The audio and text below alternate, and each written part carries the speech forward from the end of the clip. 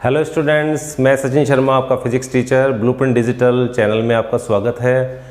तो इससे पिछले वीडियो में हमने देखा था कि हम भौतिक जगत के बारे में पढ़ रहे थे। तो भौतिक जगत के बारे में हमने फिजिक्स के बारे में जाना कि फिजिक्स क्या है, भौतिकी क्या है, किस तरह से विज्ञान आया और विज्ञान से फिर फिजिक्स आया, भौतिकी आया। तो इसके बारे में हमने पूरी चर्चा कर ली थी। साथ ही हमने कुछ और चीज़ें भी पढ़ी हैं इसके साथ में कि जितने भी हमारे विश्व में नियम बनाए गए हैं वैज्ञानिकों द्वारा, तो उन नियमों को एक बेसिक नियम से एक्सप्लेन किया गया, समझाया गया। तो वो नियम क्या था? वो नियम एकीकरण था, जो कि हमने पिछले वीडियो में आपको बता दिया था। एकीकरण का नियम हमने बता दिया था। इसके साथ ही हमने आपको एक दूसरा नियम, जिसको रिडक्शन बोलते हैं या कह लीजिए कि पृथक्करण का नियम भी हमने बता दिया था कि इसमें जहां एक नियम से कई नियमों को एक्सप्लेन किया गया, वहां इसमें बड़ी प्रॉब्लम्स को छोटी प्रॉब्लम्स में बांटकर सॉल्व किया गया। तो आइए देखते हैं आगे क्या है। तो आपने देखा एकीकरण पृथक्करण भी हमने बता दिया है। अब आता है भौतिकी का विस्तार एवं कार्यक्षेत्र। तो भौतिकी का विस्तार एवं कार्यक्षेत्र को हम बोलते हैं स्कोप ऑफ फिजिक्स, कि फिजिक्स का स्कोप क्या है, फिजिक्स का स्कोप क्या है, भौतिकी का विस्तार क्या है, क्या हमें मिलने वाला है, मिलेगा भौतिकी से, वो हम यहाँ पे देखेंगे। तो यह मिल चुका है। तो जैसे कि आप देखेंगे कि डायोड का आविष्कार, बहुत लोगों ने सुना होगा डायोड के बारे में। अभी तो आप 10th से हो गए हैं, तो वहाँ भी शायद कुछ पढ़ लिया होगा, 9th-10th में कुछ पढ़ा दिया गया होगा। तो डायोड जो है एक प्रकार का सेमीकंडक्टर है, अर्धचालक युक्ति होती है डायोड। तो उस अर्धचालक युक्ति से आज हम जो देख पा रहे हैं, आज बड़े बड़े टीवीज़ आ गए हैं, टेलीविज़न्स आ गए हैं बड़े बड़े। तो बड़े बड़े टेलीविज़न्स में बड़े बड़े चित्र हम आजकल देखते हैं, मूवीज़ देखते हैं, गाने सुनते हैं और भी बहुत कुछ, भजन देखते हैं। तो बहुत ही अच्छा लगता है देखकर उसके अंदर, जो कि पहले जो छोटे टीवी थे उसमें उतना अच्छा नहीं महसूस होता था, फील नहीं होता था। तो बट आज जो है बड़े स्क्रीन पर देखते हैं तो वो एलईडी टीवीज़ हैं, एलईडी। तो एलईडी का जन्म हुआ डायोड से एलईडी, ठीक है, light emitting detector, light emitting diode इसका नाम है। तो एलईडी का जन्म हुआ। इसके अलावा डायोड का विकास होने से सिलिकॉन चिप्स का निर्माण हुआ। सिलिकॉन चिप्स से आपके मोबाइल में जो मदरबोर्ड लगते हैं, वो कहीं ना कहीं उन्हीं की ज़्यादा इंटीग्रेटेड सर्किट्स होते हैं वे। तो मोबाइल का जो आविष्कार होना था वो वहाँ से हुआ। तो इस प्रकार हम देखेंगे कि डायोड का आविष्कार होने से डायोड का आविष्कार होने से जहां हम मोबाइल और टीवी, जो कि एलईडी टीवी है, उस तरह के उपकरण हमारे पास हैं आज। इसी प्रकार से विद्युत चुंबकीय तरंगों का विकास होने से, उनकी उत्पत्ति होने से आज हम इस मोबाइल पर बात कर सकते हैं। तो इस मोबाइल की सहायता से, हम इन विद्युत चुंबकीय तरंगों की सहायता से हम मोबाइल पर बात कर सकते हैं। एक मोबाइल से कॉल मिला जाती है, दूसरे मोबाइल तक पहुंच जाती है। तो ये सब क्या है? विद्युत चुंबकीय तरंगे, यानी कि रेडियो वेव्स आती हैं इसके अंदर। उन रेडियो वेव्स की सहायता से हम जो है आपस में बातचीत कर पाते हैं, ठीक है। तो विद्युत चुंबकीय तरंगों का परिणाम है। वहीं थर्मोडायनेमिक्स की बात करते हैं, यानी कि ऊष्मागतिकी की हम बात करें तो ऊष्मागतिकी ने हमें क्या दिया है, यानी कि ये हमें भौतिकी की बात हम कर रहे हैं, भौतिक विज्ञान से मिला है। तो भौतिकी ने हमें क्या दिया है? ऊष्मागतिकी ने। तो ऊष्मागतिकी ने हमें रेफ्रिजरेटर दिया है, रेफ्रिजरेटर दिया है, एसी दिया है, एयर कंडीशनर। इसके अलावा हीट इंजन, हीट को बोलते हैं ऊष्मा इंजन, जो कि पहले रेलगाड़ियों में यूज़ होता था।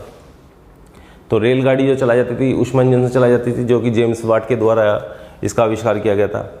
इस ऊष्मा इंजन को इसके बाद जैसे कि हमने बताया कि भाई इसका विकास हो रहा है, लगातार विकास हो रहा है। तो लगातार विकास होने से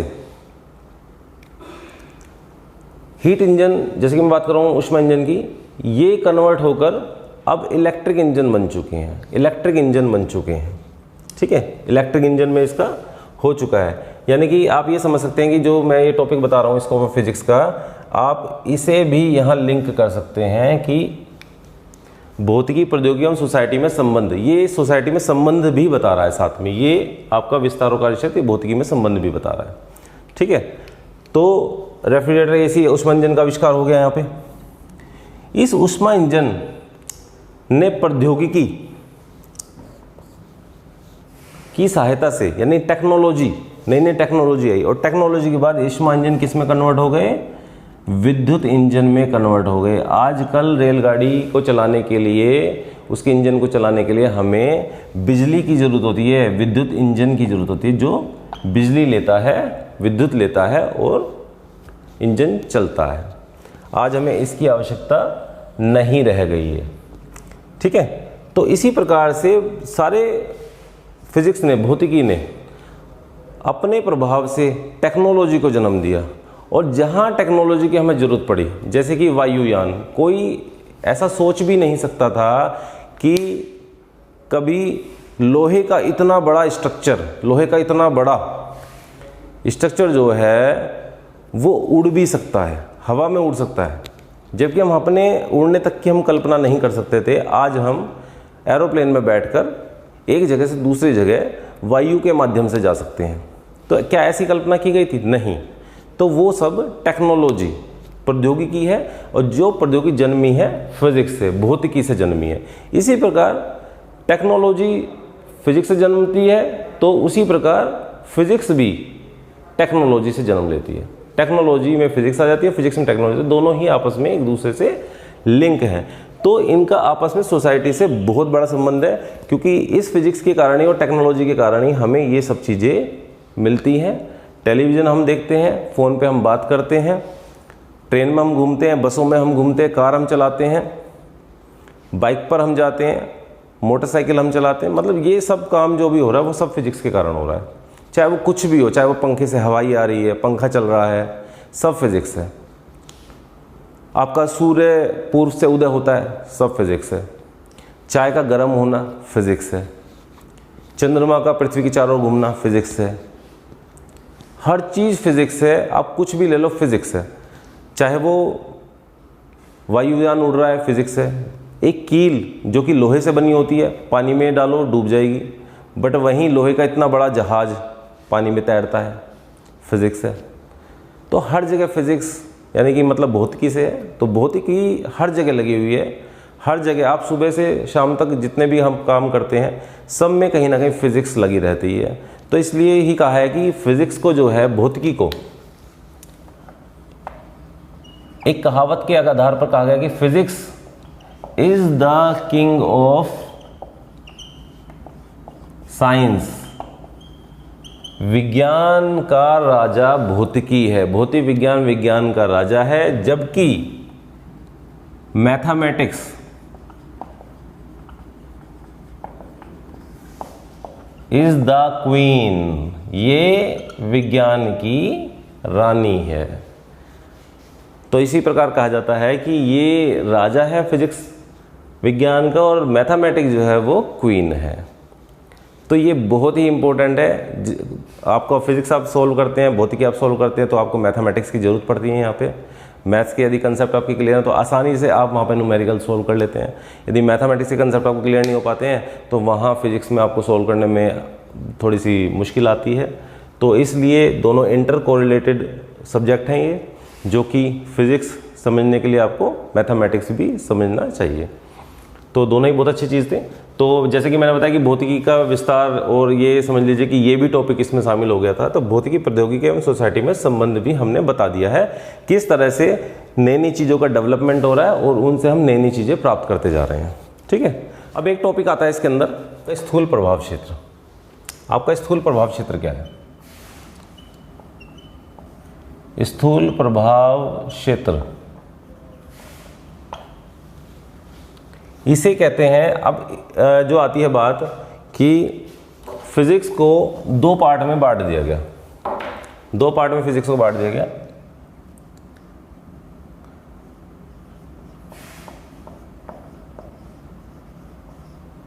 भौतिकी को दो पार्ट में बांटा गया। एक पार्ट था स्थूल प्रभाव क्षेत्र, दूसरा भाग हो गया आपका सूक्ष्म प्रभाव क्षेत्र। इन दोनों टॉपिक्स को हम एक साथ पढ़ेंगे। यहाँ पे दोनों टॉपिक्स को देखेंगे एक साथ, ये एक साथ ही समझाए जाने वाले टॉपिक्स हैं। तो मैं इसको बताता हूँ क्या है ये। इसको कहते हैं macroscopic, macroscopic field, macroscopic field. दूसरा हमारा क्षेत्र है, इसको कहते हैं हम माइक्रोस्कोपिक फील्ड। तो क्या है ये मैक्रोस्कोपिक और माइक्रोस्कोपिक, क्या है, क्या हम समझ रहे हैं इनसे? मैक्रोस्कोपिक का मतलब है यानी कि स्थूल प्रभाव क्षेत्र के अंदर जो आएगी बड़ी बड़ी चीज़ों का अध्ययन यहाँ पर किया जाएगा। बड़ी बड़ी चीज़ें जैसे कि पृथ्वी और सूर्य, चंद्रमा और पृथ्वी, सारे ग्रह, चाहे वो यूरेनस हो, प्लूटो हो, ग्रह को, प्लूटो तो खैर बोने ग्रहों की श्रेणी में आता है आजकल। तो आपका यूरेनस, नेपच्यून, सैटर्न, शनि ग्रह, ठीक है, बृहस्पति ग्रह, मंगल ग्रह, तो ये जितने भी ग्रह हैं इनकी सारों की जो स्टडी की जाएगी वो यहाँ की जाएगी स्थूल प्रभाव क्षेत्र में। इसके अलावा जितने भी और काम होते हैं जैसे कि कार का चलना, बाइक का दौड़ना, हमारा भागना, सब जो है स्थूल प्रभाव क्षेत्र में। तो स्थूल प्रभाव क्षेत्र यानी कि मैक्रोस्कोपिक बड़ी बड़ी चीज़ों का अध्ययन, बड़ी बड़ी चीज़ों के अंदर। हमने गोली चलाई थी, अभी हमने निकाला था, हमने गोली चलाई थी, अभी देखा था आपने, एक ब्लॉक के द्वारा मैंने दिखाया था कि ब्लॉक पे गोली मारी थी हमने। तो हमारा गोली चलाना,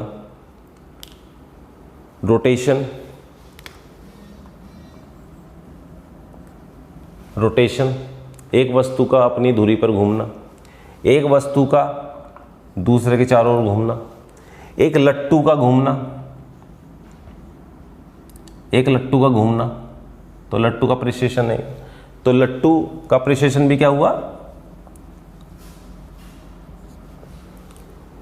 वो भी हमारा स्थूल प्रभाव क्षेत्र में आएगा। ठीक है, तो मैक्रोस्कोपिक में बड़े बड़ी चीज़ों की स्टडी और वहाँ पर छोटी छोटी चीज़ों की स्टडी। तो छोटी छोटी चीज़ें हैं क्या? माइक्रोस्कोपिक यानी कि सूक्ष्म प्रभाव क्षेत्र, जैसे कि नाम से समझ में आ रहा है सूक्ष्म, सूक्ष्म का मतलब है छोटी, जिसे आप शायद आँख से भी ना देख पाएँ। तो ये आती है आपकी परमाणु, इलेक्ट्रॉन, प्रोटॉन, न्यूट्रिनो। तो जो बहुत छोटे कण हैं वो इस वाले टॉपिक में हम पढ़ेंगे। यहाँ पर जो पढ़ा जाएगा वो बहुत छोटे छोटे कण जो शायद हमने आज तक आंख से भी नहीं देख पाए आज तक जिनको। ठीक है, तो केवल एक परिकल्पना ही है, अभिकल्पना के आधार पर, परिकल्पना के आधार पर ये सब चीज़ें समझाई जा रही हैं। तो ये जो है इस सूक्ष्म प्रभाव क्षेत्र यानी कि माइक्रोस्कोपिक में हम पढ़ेंगे।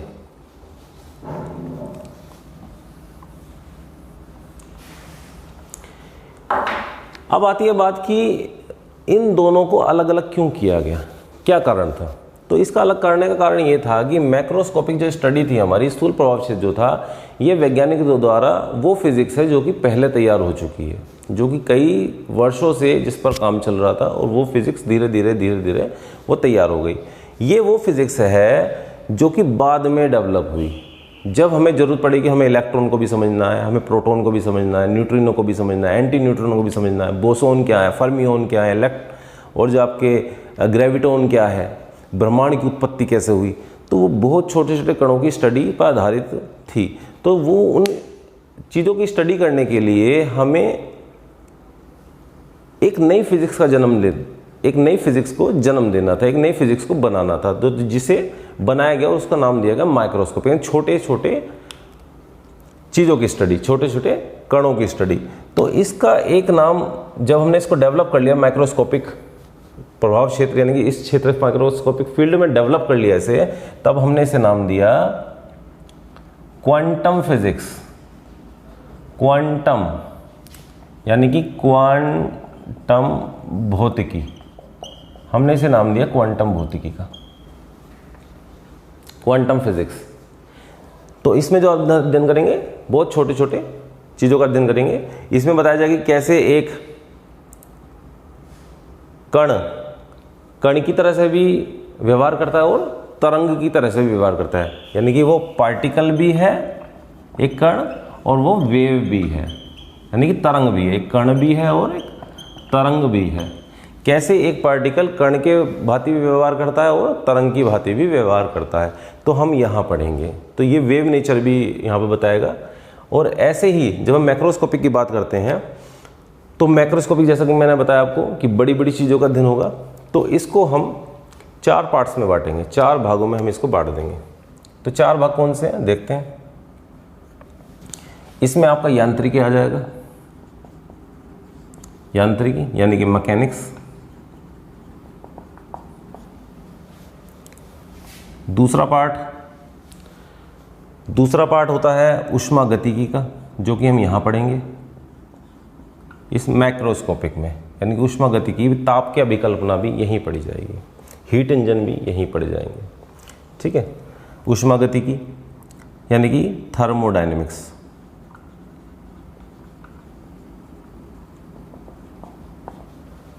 इसके अलावा तीसरा पोर्शन जो आता है, यह आता है विद्युत चुंबकत्व का,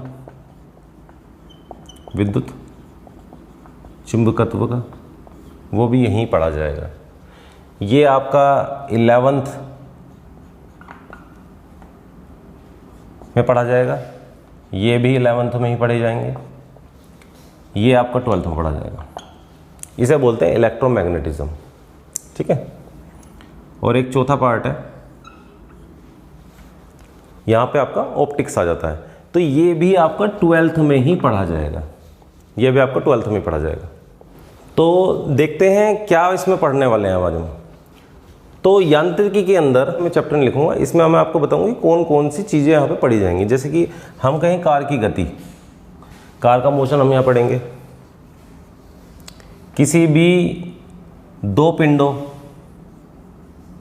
के बीच किस तरह का बल लगता है, यहाँ हम वो पढ़ेंगे। यहाँ पर हम घूर्णन पढ़ेंगे, किस तरह से कोई वस्तु घूर्णन करता है। यहाँ हम पेंडुलम के बारे में पढ़ेंगे, पेंडुलम के बारे में यहाँ पढ़ा जाएगा। यहाँ पर हम ग्रहों की गति के बारे में पढ़ेंगे। यहाँ हम किस तरह से हम एक दूसरे की बातें सुन पाते हैं, यानी कि साउंड, यानी कि ध्वनि के बारे में हम यहाँ पढ़ेंगे। तो इसी प्रकार से सैकड़ों टॉपिक्स है जो कि यहाँ पे पढ़े जाएंगे। तो यांत्रिकी में सैकड़ों टॉपिक्स आते हैं आप, और जैसे देख सकते हैं, जो द्रव पर बर्नौली का प्रमेय किस तरह से लगता है वो हम यहाँ देखेंगे कि द्रव पर बर्नौली लॉ कैसे लग जाता है, तो वो सारा हम यहाँ पे देखेंगे। इसके अलावा और भी बहुत सारे टॉपिक्स हैं जो कि यहाँ पढ़े जाएंगे, चाहे वो घर्षण ही क्यों ना हो। वृत्ताकार मोशन देखेंगे यहाँ पे, वृत्ताकार गति। एक रोड को मोड़ना, वो क्यों मुड़ जाती है रोड, तो यहाँ पे हम उसकी, इसका मतलब है प्रत्यास्थता, यानी कि रोड में प्रत्यास्थता कितनी है वो हम यहाँ देखेंगे। तो इस तरह से सैकड़ों टॉपिक बनते हैं जो हम यहाँ पे पढ़ेंगे। ऐसे ही फिर आती है ऊष्मागतिकी। ऊष्मागतिकी में हम बहुत ज़्यादा चीज़ें नहीं पढ़ते हैं, बट क्योंकि बहुत इंपॉर्टेंट चैप्टर ये भी, तो ऊष्मागति में क्या पढ़ा जाएगा वो हम देखते हैं। इसमें यहाँ पे ऊष्मा के बारे में पढ़ा जाएगा कि ऊष्मा क्या होती है, कैसे इसके बहुत सारे हमें फ़ायदे हैं, क्या नुकसान है क्या फ़ायदे हैं। हालांकि फ़ायदे ज़्यादा हैं, नुकसान बहुत ज़्यादा कम है, बट क्या फ़ायदे हैं। ताप क्या चीज़ है, मानव शरीर का क्या ताप होता है, किसी वस्तु का ताप कैसे नापा जाता है, सूर्य का ताप कितना है, पृथ्वी के गर्भ में कितना ताप है, कितना ज्वालामुखी का कितना ताप होता है, जब ऊपर से पानी को बांध बनाकर गिराया जाता है तो वो कितने एनर्जी के साथ नीचे आता है। तो वो सब चीज़ें हम यहाँ देखेंगे। इसके अलावा यहाँ पर कुछ नियम पढ़ेंगे हम जो कि ऊष्मागति के नियम कहलाते हैं। तो ऊष्मागति के नियम जो हैं ऊष्मागति की,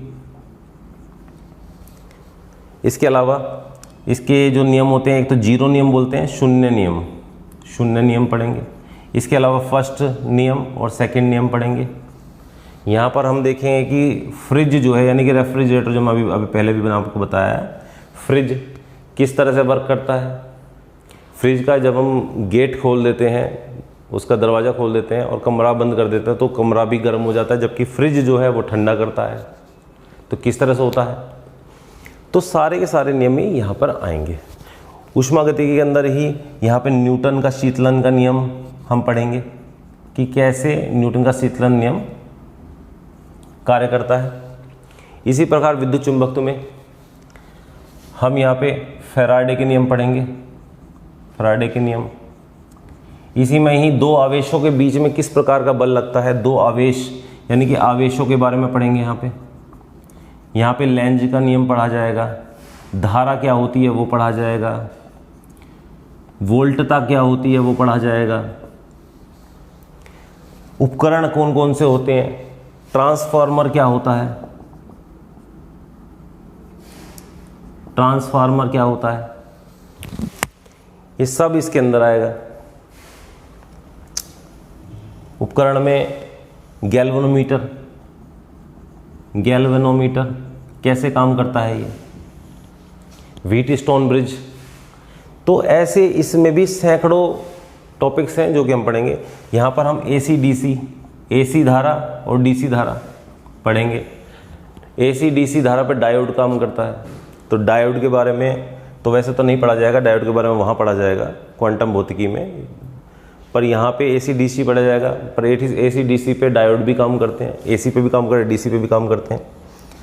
तो इस तरह से यहाँ भी बहुत सारे टॉपिक्स हैं जो यहाँ पे पढ़े जाएंगे। तो ऊष्मागतिकी हो गया हमारा, और साथ में हमारा यांत्रिकी और विद्युत चुंबकीय। ऐसी प्रकाशिकी में लेंस क्या होते हैं, जैसे कि चश्मा हम लगाते हैं, जैसे कि आपको दिख ही रहा होगा कि मैंने भी चश्मा लगा रखा है। तो चश्मे में क्यों हम चश्मा लगाते हैं, चश्मे से कैसे हमारी विज़न करेक्ट हो जाती है, हम जो चीज़ देख नहीं पा रहे हैं दूर की वो हम चश्मा लगाने के बाद देख पाते हैं, जो हम पास का पढ़ नहीं पा रहे हैं वो चश्मा लगाने के बाद पढ़ पाते हैं। तो ये सारी चीज़ें जो हैं वो लेंस से हमें पता चलेंगी। मिरर्स, यहाँ मिरर्स यानी कि दर्पण का भी काम है। हम दाढ़ी बनाते हैं, व्यक्ति एक दाढ़ी बनाता है तो उसको एक सामने एक दर्पण रखने की ज़रूरत होती है, शीशा जिसे हम बोलते हैं वो रखने की ज़रूरत है। वो किस तरह का शीशा होना चाहिए, अवतल होना चाहिए कि उत्तल होना चाहिए। जब एक प्रकाश किरण वायु में प्रवेश करती है तो एक कोण पर मुड़ जाती है, तो वो कोण क्या होता है, वो किस प्रकार का कोण होता है, तो वो हम जानेंगे यहाँ पे। अब आती है बात सूक्ष्म प्रभाव क्षेत्र, जो कि माइक्रोस्कोपिक स्टडी है हमारी, उसमें क्वांटम भौतिकी पढ़ते हैं। इस क्वांटम भौतिकी को एक नाम दिया गया जिसमें बाद में रिसर्च होकर ये नई फिजिक्स बनी, जिसे हम आधुनिक भौतिकी कहते हैं। क्या कहते हैं, आधुनिक भौतिकी, यानी कि मॉडर्न फिजिक्स। इस मॉडर्न फिजिक्स में बहुत सारे तथ्य आप लोग पढ़ेंगे, बहुत सारे फेनोमेना हैं इसके अंदर। तो यहाँ पे जो स्टडी हुई है वो इलेक्ट्रॉन के बारे में, कि इलेक्ट्रॉन क्या चीज़ है। हम सब ने सुना होगा कि इलेक्ट्रॉन्स होते हैं, तो वो इलेक्ट्रॉन हम यहाँ पढ़ेंगे। प्रोटॉन क्या है, मूल कण क्या होते हैं, न्यूट्रॉन क्या है? रेडियो एक्टिव किसे कहते हैं? रेडियो एक्टिवता क्या होती है? रेडियो एक्टिवता क्या होती है? इसके अलावा परमाणु बम किस नियम पर आधारित है, किस नियम से काम करते हैं? और हाइड्रोजन बम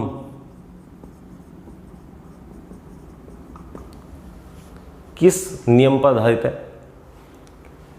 किस नियम पर आधारित होकर ये फोड़े जाते हैं, फूटते हैं? ये सूर्य में जो ऊष्मा निकलती है, सूर्य से जो ताप निकलता है, वो किस वजह से निकलता है, क्या कारण है उसका?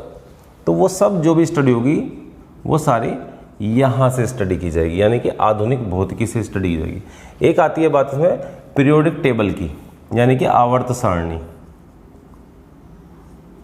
आवर्त सारणी, तो आवर्त सारणी हम यहाँ पढ़ेंगे कि बहुत सारे एलिमेंट, बहुत सारे तत्व हमने खोजे हैं, वो एलिमेंटों को एक मेंडलीफ ने एक आवर्त सारणी का रूप दिया, जिसमें कुछ वर्गों के रूप में आवर्त में रखे गए हैं तत्व और कुछ जो है कॉलम में रखे गए हैं।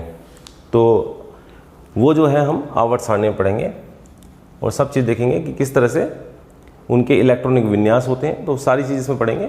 बट ये बहुत आगे की स्टडी है, अभी सर के ऊपर से जा रहा होगा तो आप इसको जो है आगे पढ़ेंगे, इसको हमें इतने पे ही रोकता हूँ इसको। इस चैप्टर का last but not the least एक टॉपिक रह जाता है जो कि है हमारा मूल बल। तो मूल बल क्या होते हैं? प्रकृति में 4 प्रकार के मूल बल लगते हैं। प्रकृति में 4 प्रकार के मूल बल होते हैं। जो मूल बल होते हैं वो क्या होते हैं मैं बताता हूँ।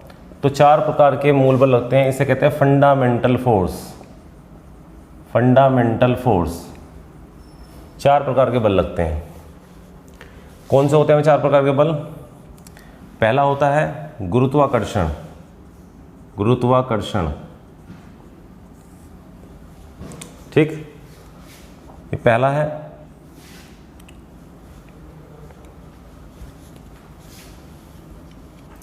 एक होता है वैद्युत चुंबकीय बल। वैद्युत चुंबकीय बल, ये 2 नंबर की फोर्स है, दूसरी फोर्स है ये।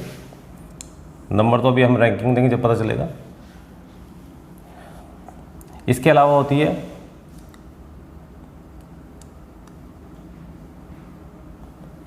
नाभिकीय बल। नाभिकीय बल, इसे स्ट्रॉन्ग नाभिकीय बल कहते हैं, यानी कि मजबूत हम कह सकते हैं। जो इसकी ये शक्तिशाली नाभिकीय बल है, यानी शक्तिशाली नाभिकीय बल है। और ये आती है आपकी कमजोर नाभिकीय बल। ये 3 नंबर की फोर्स, ये 4 नंबर की फोर्स। इसको हम Fg से डिनोट करते हैं, Fg से बोलते हैं हम इसको। विद्युत चुंबकीय बल है तो इसे हम Fe से डिनोट करते हैं। इसे हम F स्ट्रॉन्ग है तो स्ट्रॉन्ग फोर्स है तो स्ट्रॉन्ग नाभिकीय बल हो गया, तो Fs से डिनोट करते हैं। और ये से Fw से स्ट्रॉन्ग करते हैं, Fw से इसे डिनोट करते हैं। तो ये चारों बल क्या हैं? तो हम यहाँ पे समझेंगे चारों बल क्या है। 2 पिंडों के बीच, चाहे वो पिंड कुछ भी हो सकते हैं, चाहे वो एक डस्टर और एक पेन हो सकता है, चाहे वो 2 व्यक्ति हो सकते हैं, चाहे वो पृथ्वी और चंद्रमा हो सकता है। तो जो भी 2 पिंड है पृथ्वी के ऊपर प्रत्येक जगह, चाहे वो ब्रह्मांड में ही क्यों ना हो, तो वो जो 2 पिंड लगे हुए हैं वो आपस में एक दूसरे पर बल लगाते हैं जो विपरीत नेचर के होते हैं, विपरीत प्रकृति के होते हैं, बट इक्वल होते हैं। तो ये दोनों बल को गुरुत्वाकर्षण बल कहा जाता है। तो ये गुरुत्वाकर्षण नियम के अंतर्गत आएंगे। ये आपकी कमजोर फोर्स होती है, कमजोर बल होता है, ये कमजोर बल होता है। आप कहेंगे कि चंद्रमा और पृथ्वी के बीच लग रहा है, ये कमजोर होता है, ऐसे कैसे हो गया?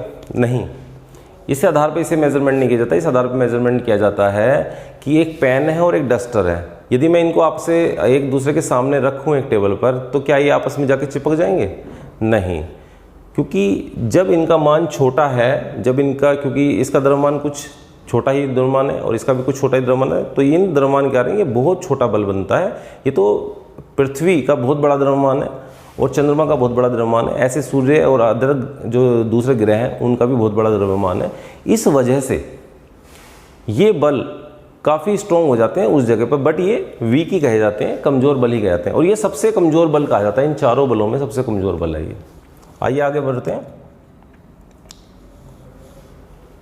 ये दीर्घ परासी होते हैं, बहुत दूरी तक लगते हैं। जैसे चंद्रमा बहुत दूर है, पृथ्वी बहुत दूर है, आपस में बहुत दूरी है इनके बीच में, कई लाख किलोमीटर के आसपास जाके, हज़ारों किलोमीटर, लाखों किलोमीटर के आसपास जाके दूरियां बैठती ग्रहों के बीच में। तो दीर्घ परासी हैं ये माध्यम पर निर्भर नहीं है, माध्यम पर निर्भर नहीं है, माध्यम पर निर्भर नहीं करते। यानी इन्हें पानी में यदि दो वस्तु रखी हैं तब भी उन पर उतना ही बल लगेगा, चाहे वो अंतरिक्ष में रखी हैं उन पर भी जब भी इतना ही बल लगेगा, चाहे वो टेबल पर रखी हैं तब भी उतना ही बल लगेगा। तो यानी दो वस्तु के बीच जो बल लगेगा वो माध्यम पर निर्भर नहीं होगा। तो ये गुरुत्वाकर्षण बल है। ऐसे वैद्युत चुंबकीय बल जो होता है, वैद्युत चुंबकीय, वो दो आवेशों के बीच लगता है। यानी कि एक प्लस आवेश है और माइनस आवेश है यदि, तो इन दोनों के बीच में आकर्षण का बल लगेगा। और यदि ये प्लस है और ये भी प्लस है, ये वाला आवेश भी प्लस है और ये वाला भी, तो दोनों के बीच में प्रतिकर्षण का बल लगेगा।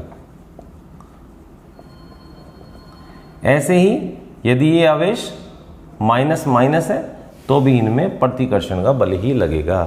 ये बल, इस बल की अपेक्ष Fe जो होगा वो 10 की पावर 36 गुना होगा Fg के। ये बल इस वाले बल के 36 गुने के बराबर होता है, यानी 10 की पावर 36 गुना स्ट्रॉन्ग होता है, इससे ज़्यादा स्ट्रॉन्ग होता है। अब आते हैं हम उस बल के ऊपर। ये भी आपका दीर्घपरासी बल है, दीर्घपरासी है, लंबी दूरी पर लगता है। ये भी माध्यम पर निर्भर नहीं करता, माध्यम पर निर्भर ये भी नहीं करता, इसके लिए भी कोई माध्यम की आवश्यकता नहीं है हमें। ठीक है, ऐसे हम आते हैं इस वाले में। अब नाभिकीय बल, तो नाभिकीय बल जो लगेगा हमेशा नाभिक पे लगेगा। तो नाभिक, एक हमने नाभिक ले लिया, इसके अंदर प्रोटॉन भी है, प्रोटॉन प्लस से हम बताते हैं, ये न्यूट्रॉन है, प्रोटॉन न्यूट्रॉन प्रोटॉन न्यूट्रॉन, यहाँ प्रोटॉन यहाँ न्यूट्रॉन, यहाँ प्रोटॉन यहाँ न्यूट्रॉन। तो ये प्रोटॉन न्यूट्रॉनों के बीच जो बल लगता है, बल जो लगता है, ये सदैव आकर्षण का होता है। क्या होता है? आकर्षण बल ही लगता है, चाहे इनके पास कुछ भी आवेश हो। ये प्लस आवेश है और ये प्लस आवेश है, तो इनके बीच तब भी आकर्षण का ही बल लगेगा, क्योंकि ये बल जो होगा इन दोनों प्रोटॉनों की, इन प्रोटॉनों के जो है चार्ज पर डिपेंड नहीं करता, इनके आवेश पर निर्भर नहीं है, इनकी प्रकृति पर निर्भर नहीं है। यहाँ प्रकृति पर निर्भर है कि यदि आप प्लस प्लस होंगे तो प्रतिकर्षण बल लगेगा, बट ये वहाँ प्लस होने के कारण भी यहाँ पर आकर्षण बल ही होगा सदैव। और ये जो बल मैंने बताया ये भी हमेशा सदैव आकर्षण बल ही होता है, ये सदैव आकर्षण होता है। तो ऐसे ही आकर्षण बल होगा, आकर्षण बल होता है ये भी। ये प्रोटॉन न्यूट्रॉन के बीच जो बल होगा वो भी आकर्षण का होगा, जो प्रोटॉन प्रोटॉन के बीच होगा वो भी आकर्षण होगा, और जो प्रोटॉन न्यूट्रॉन न्यूट्रॉन के बीच होगा वो भी आकर्षण का ही बल होगा यहाँ पे। तो सदैव आकर्षण बल यहाँ पे लगेगा। ये बल बहुत शक्तिशाली बल होता है, बहुत शक्तिशाली बल होता है। कोई भी वस्तु जो बनती है, हम ये कहें कि ये जो मार्कर है, इस मार्कर में जगह जगह नाभिक हो सकते हैं। ठीक है, एक पार्ट हम ले लें तो उसमें नाभिक है, तो ये नाभिक के अंदर जो फोर्स लगी हुई है, बहुत स्ट्रॉन्ग फोर्स लगी हुई है, इसी कारण इसको बहुत आसानी से तोड़ा मरोड़ा नहीं जा सकता। किसी मशीन की हेल्प से ही इसको, किसी लीवर से ही इसको तोड़ा या मरोड़ा जा सकता है। तो इसलिए बहुत सख्त बल लगता है इनके बीच में, तो ये आकर्षण का बल होता है। और ये जो फोर्स होती है वो इस फोर्स की, यानी कि Fe की 100 गुना होती है। क्या होती है? 100 गुना Fe होती है। और Fe कितनी थी Fg की? Fe थी Fg की 10 की पावर 36, यानी कि 100 इंटू 10 की पावर 36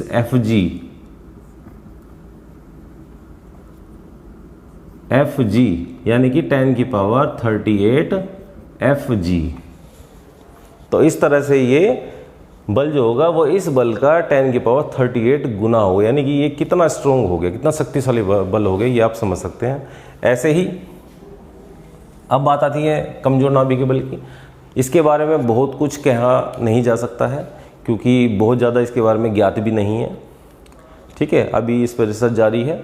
ये वैसे मैं आपको बता दूं, जब रेडियो एक्टिव किरणें निकलती हैं, जैसे कि रेडियो एक्टिव पदार्थ जो होते हैं, प्लूटोनियम रेडियो एक्टिव पदार्थ है, ठीक है, थोरियम रेडियो एक्टिव पदार्थ है, जब उन पदार्थों के बीच जब पदार्थ को कहीं रख देते हैं तो वो अपने आप स्वतः उत्सर्जन होता रहता है, उनमें से किरणें निकलती रहती हैं, वो हमें दिखाई नहीं देती हैं। तो वो जो उत्सर्जन होता है उसमें एंटी न्यूट्रॉन निकल रहा है, इलेक्ट्रॉन निकल रहा है, ठीक है, तो बहुत सारे कण निकल रहे हैं, तो उन्हें कहते हैं मूल कण। क्या कहते हैं? मूल कण। तो जो मूल कण होते हैं उनके बीच ये बल लगता है, कणों के बीच लगता है बल, ये मूल कणों के बीच ये बल लगता है। ठीक है, मूल कणों के बीच ये बल लगेगा।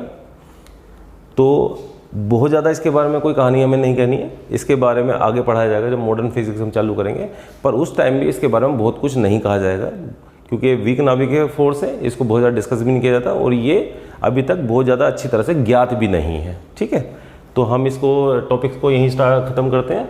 तो भौतिक जगत, फिजिकल वर्ल्ड, होप, उम्मीद है कि बच्चों आपने बहुत अच्छी तरह से समझा होगा।